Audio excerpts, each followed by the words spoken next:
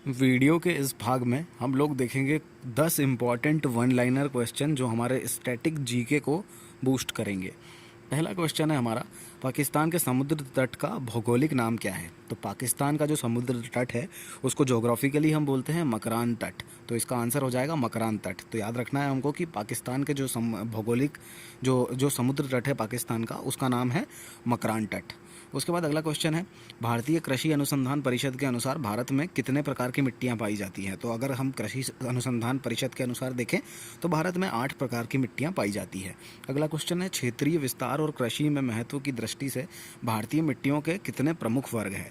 तो अगर हम क्षेत्रीय विस्तार और कृषि के महत्व से देखें तो भारतीय मिट्टियों के 4 प्रमुख वर्ग हैं। तो उनको 4 तरीके से क्लासीफाई करते हैं। भारत की सर्वाधिक महत्वपूर्ण मिट्टी कौन सी है? चौथा क्वेश्चन है हमारा कि भारत की सबसे इम्पॉर्टेंट मिट्टी कौन सी है? तो जो जलोढ़ मिट्टी होती है हमारी, उसको हम भारत की सबसे ज़रूरी मिट्टी बोलते हैं। तो जलोढ़ से ज़रूरी याद रखना है। अगला क्वेश्चन है, भारत के विभिन्न क्षेत्रों में विभिन्न प्रकार की मिट्टियाँ पाई जाती हैं, इसका प्रमुख कारण क्या है? तो जलवायु हो गया, संरचना, जो जलवायु संरचना है और जो उच्चावच की विविधता है, उसके कारण जो है हमारे भारत में अलग अलग तरीके की मिट्टियाँ पाई जाती है। उसके बाद अगला प्रश्न है हमारा, भारत के उत्तरी मैदान में किस मिट्टी का विस्तार अधिकतम है? तो भारत का जो, अगर हम उत्तरी पार्ट देख लें, अगर नॉर्थ वाला, तो वहाँ पे सबसे ज़्यादा जो मिट्टी पाई जाती है वो है जालोढ़ मिट्टी। तो जलोढ़ मिट्टी इसका करेक्ट आंसर हो जाएगा। अगला क्वेश्चन है 7वां, नवीन जलोढ़ मिट्टी को अन्य किस नाम से जाना जाता है? तो नवीन जलोढ़ जो मिट्टी होती है उसको हम बोलते हैं खादर, और जो पुरानी जलोढ़ मिट्टी होती है उसको हम बोलते हैं बांगर।